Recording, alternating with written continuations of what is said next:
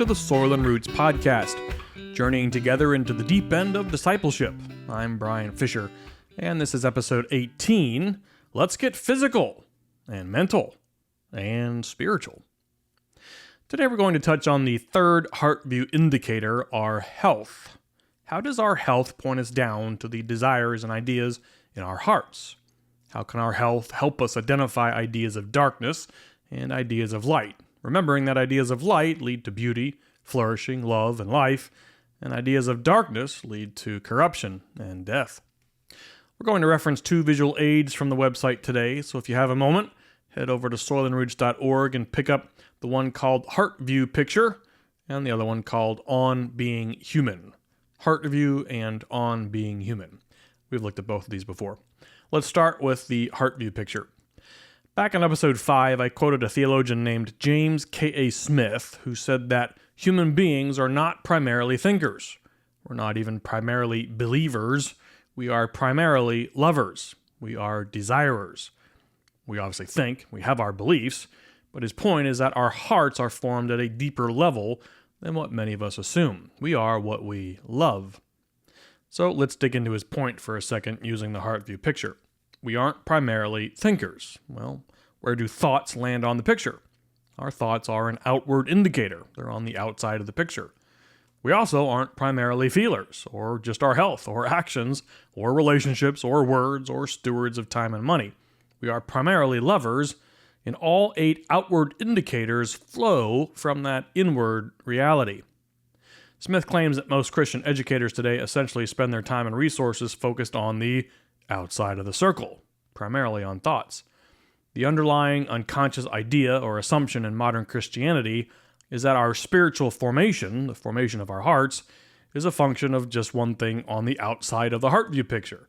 If we're simply told what to think, our hearts will be changed. And our solution for changing how we think is a somewhat narrow view of instruction. Many Protestant churches put most of their time and resources into a 1-hour weekly event, the pinnacle of which is a 30-minute sermon. The assumption is that the hearts of the people sitting in the congregation are primarily changed and formed into the likeness of Jesus by attending a weekly monologue. Are corporate worship and the weekly preaching of the word good? Well, absolutely. But they are incomplete as a means of forming our hearts into the heart of Jesus. We've compared our spiritual formation to other formations. We've talked about early childhood, marriage, the military, college, and even the New Testament church. So as parents, do we think our children will be formed into people of good character if we just meet with them for an hour or so a week and lecture them for 30 minutes? Will you and your spouse become formed into the likeness of Christ and His church if you meet once a week and give each other some instructions? Well, of course not. We intuitively understand that forming a person into anything requires far more than occasional instruction. Yet, that's the unconscious assumption that many of us make about the most important formation of our lives, the formation of our hearts. The modern church spends much of its energy trying to influence our thoughts. If we just think the right things, our hearts will be formed. Well, that's a lot easier said than done. Is it part of the formation process? Yes. Is it the entirety of the formation process? Not even close. If we go back to the Heartview picture, if we dig under the 8 indicators, what do we come to? We come to beliefs. What sort of things influence our beliefs? Do our feelings influence our beliefs? That's an interesting question. How about our health? Does our physical, mental, and spiritual health influence our beliefs? How about our relationships? How about money? All of our indicators interact with our beliefs, and our beliefs interact with all of our indicators. Now, beliefs, this layer of the picture, is in the realm of worldview. Worldview studies have become a vital part of Christian education and formation, and it should. It's essential. Every Christian should be intentionally cultivating a Christian worldview. Worldview is a set of beliefs through which we see and understand the world. Francis Schaeffer, Chuck Colson, Nancy Pearcey, and many others have made tremendously valuable contributions to the realm of worldview studies. Every adult on the planet is functioning from a worldview, whether we know it or not. So developing and solidifying a Christian worldview is essential, especially at a time when the West is quickly moving away from ideas of the kingdom of light. But notice that even worldview doesn't normally sit in the deepest level of our hearts on the Heartview picture. The bedrock of our hearts is the realm of desires and ideas. And the way we uncover that layer is not through worldview, but Heartview. Here's a way we might begin to suspect that our beliefs don't always align with what's at the bottom of our hearts. Our 8 indicators often run contrary to what we actually believe. We often think, say, or do something that contradicts our worldview. Well, what's our normal explanation for this contradiction, this disconnection between our beliefs and our indicators? Yep, it's sin. Let's say I get annoyed with my wife and I snap at her. I don't believe that's how I should speak to her. I believe I should respect her and sacrificially love her. I should relate to her with kindness and gentleness. So, why didn't my indicators, in this case my thoughts and my emotions and my words, not align with my beliefs? Well, because I sinned. And this is usually where the Christian conversation stops. Oh, bummer. I messed up. Lord, forgive me and help me not to do that again. Jessica, please forgive me for speaking to you that way. I repent, and we'll try not to do it again. Any of that sound familiar?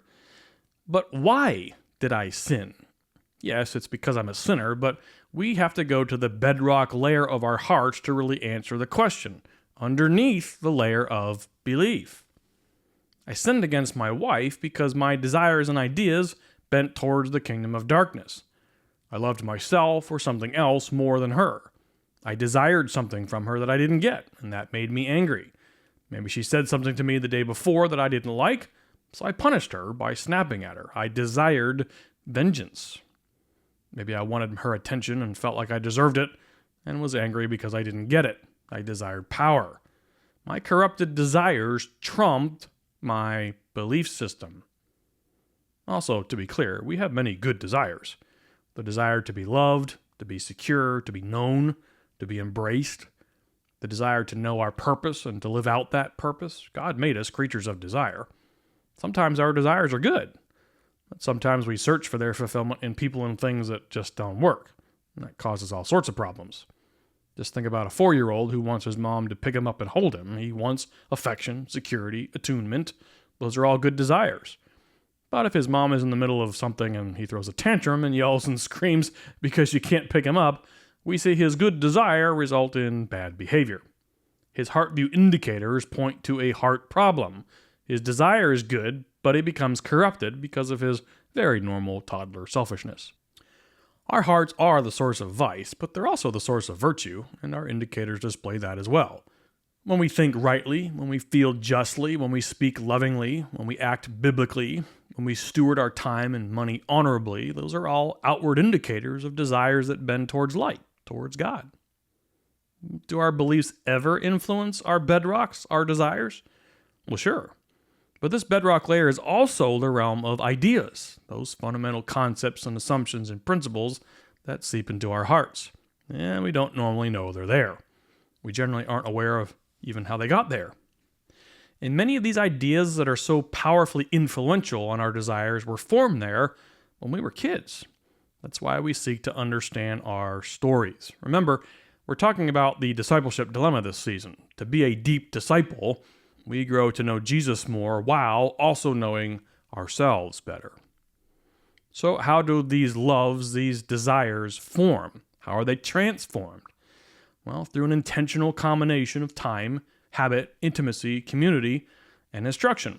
That's how any human formation is accomplished. But since much of modern Christianity is focused either on the outer circle of indicators, normally our thoughts, or on intellectual agreement with the next layer down of beliefs, we are missing essential components to heart formation at the bedrock layer. We are missing the later stages of deep discipleship. We aren't digging enough into the realm of desires and ideas. With that as a backdrop, let's take a look at health as the third indicator that points down to our desires and ideas. How is our health an indicator of our hearts? There's a fascinating Bible verse in Proverbs that reads, "Do not be wise in your own eyes. Fear the Lord and turn away from evil. It will be healing to your body and refreshment to your bones." In fact, Proverbs contains several passages that connect our spiritual, invisible, internal condition with our physical or mental health. Here's another one. A joyful heart is good medicine, but a broken spirit dries up the bones. Pleasant words are a honeycomb, sweet to the soul and healing to the bones. My son, give attention to my words. Incline your ear to my sayings. Do not let them depart from your sight. Keep them in the midst of your heart, for they are life to those who find them and health to all their body. In his third epistle, the Apostle John writes to Gaius and opens with this prayer. Beloved, I pray that in all respects you may prosper and be in good health, just as your soul prospers. Paul tells the Corinthians that the body is the temple of the Holy Spirit, the physical and spiritual existing together. So certainly the Bible speaks directly to the health of the body in relation to the spirit, the physical and the spiritual, the visible and the invisible, integrated together in a unified whole. So let's walk through just a few points about health as a Heartview indicator. Point 1, every cold, sickness, or injury we experience is not a sign of the ideas and desires in our hearts. If you fall off your bike and break your arm, that's not going to tell you much about what you love or your unconscious ideas. In a sinful and broken world, we're all susceptible to harm. You may remember when the disciples asked Jesus about a certain blind man, they assumed that the man was born blind because of some sin in his family history, and that his physical condition was automatically attached to his or someone else's spiritual condition. Jesus assured them that wasn't the case. Though we do learn a lot about our hearts by how we respond to illness or injury. My wife got a bad case of COVID back in the pandemic, and she faced it like a champ. I get a hangnail, and I moan and complain like I've been afflicted with leprosy. Here's another point. At the same time, we need to check our ideas of anthropology. We are integrated creatures living in an integrated world. If you look at the on-being human picture, that second one, remember that our heart, spirit, body, and mind are all integrated and cannot be separated until we die. We are unified beings. We talk specifically about the heart, the mind, or the body because they are dimensions of being human. Scripture makes those distinctions. But we can't interact with any of those dimensions independently. You don't have a thought without an associated feeling. When your body is sick, your mind and heart know it and are influenced by it. We've talked several times on Soil and Roots about how bad ideas of anthropology infect all 7 mountains of culture, including the church. The culture, by and large, assumes and promotes the idea that the body is separate from the other dimensions, so we can sleep with whomever we want, and supposedly it has no effect on the heart or the mind. But it actually isn't possible to split ourselves like that. So when our health is impacted, it impacts our entire being. Whether our health is improving or regressing, it's a holistic experience and not just a condition of the body or the mind or the spirit. It impacts all 3. It impacts both the physical and the spiritual, the visible and the invisible. And this brings up a point about the terms we use to describe our health conditions. Does our terminology align with our biblical view of anthropology? Let's just consider the general term health. Biblically, the human being can be described as having 3 dimensions: physical, mental, spiritual. Our physical health considers the well-being of our body, our bones, our muscles, our blood, and so on. Our mental health considers the well-being of our minds. Our spiritual health considers the well-being of our spirits, or our hearts. And as we just noted, these terms align with the 3 dimensions that are noted on the on-being human picture. We have a heart or a spirit, spiritual health, a mind, mental health, and a body, physical health, all wrapped up in the context of our soul. But do we, in our churches and the culture, always consider our health from this holistic, integrated perspective? Well, here's a very common definition of the word health. Quote, physical and mental well-being, freedom from disease, pain, or defect, normalcy of physical and mental functions, soundness, end quote. Well, in that definition, we find 2 branches of health, mental and physical. If we are holistic, integrated beings, though, where is the mention of spiritual health? Where is the heart or the spirit? Did you catch it? The definition itself promotes an idea of anthropology that's incomplete. It ignores the spiritual. Is it possible to have a physical ailment that doesn't impact the mind and heart? Or a mental illness that doesn't impact the body or heart? For that matter, doesn't a broken or wounded heart impact our minds and bodies? If we're stricken with a physical ailment, such as cancer, are our thoughts and emotions impacted by it? Sure. Does it impact our mental health? Does it impact our hearts or our spirits? All the above. If we suffer from depression, a mental health concern, does it impact our physical health? Are we tired more often? Do we suffer from aches and pains? We need to be careful with our words. The cultural conversations around mental health are generally good and productive, but are we unconsciously using a term that falsely segments the human being? Let's just consider that term mental illness. We should and do celebrate the fact that awareness and understanding of mental illness is increasing today. It's an important problem and continues to grow at an astonishing and alarming rate. Mental illness can be defined in a few ways, but a common one is health conditions involving changes in emotions, thinking, or behavior. Mental illnesses are associated with distress and or problems functioning in social, work, or family activities. End quote. We typically associate mental illness with conditions such as depression, anxiety disorders, OCD, bipolar disorder. Now, mental health conditions are often categorized and treated separately from physical health conditions such as cancer or heart disease or physical injury. If you have a mental illness, you'll probably see a counselor or a psychologist or a psychiatrist. If you have a cold, you'll go to a general practitioner or some other physical medicine doctor. By the way, we also hear that term spiritual health. If we have a spiritual problem, we go to another type of professional, usually a religious leader, like a pastor or a priest. And that's all fine and good. Different dimensions of the human being are often treated by specialists in each dimension. I'm not arguing against that. I am proposing that we often treat something in one dimension without considering or acknowledging its impact and its integration with those other dimensions. So let's look at an unfortunately common example of how this disintegrated view of the mind, body, and spirit plays out in modern life, especially in our terminology. Regarding the pattern of young men who commit school shootings, the Heritage Foundation reported, quote, "There is a sobering theme repeated over and over in the biographies of school shooters, the fatherlessness of a broken or never formed family. Among the 25 most cited school shooters since Columbine, 75% were reared in broken homes." Psychologist Dr. Peter Langman, a preeminent expert on school shooters, found that most came from incredibly broken homes, of not just divorce and separation, but also infidelity, substance abuse, criminal behavior, domestic violence, and child abuse, end quote. Were these young men only suffering from mental illness, or were their hearts broken, beaten, and wounded? Were their spirits crushed? This in no way justifies or excuses their heinous actions, but if we're looking for explanations, should we not look down deep into the human heart and not just the mind, as it were? I spent a short time in the addiction treatment field, which typically falls under mental health. There has been a move for years to socially classify addiction as a disease, something you catch or something genetically handed down to you. Genetics, it seems, can play a role in someone's tendency towards addiction, but can we classify all addictions as diseases, something we innocently catch while going about our day? That removes all moral responsibility from the addicted person, and it ignores their story, their spirit, and their heart. When I was in that industry, they stopped using the term addiction entirely. Someone with a drug or alcohol addiction now has a substance use disorder.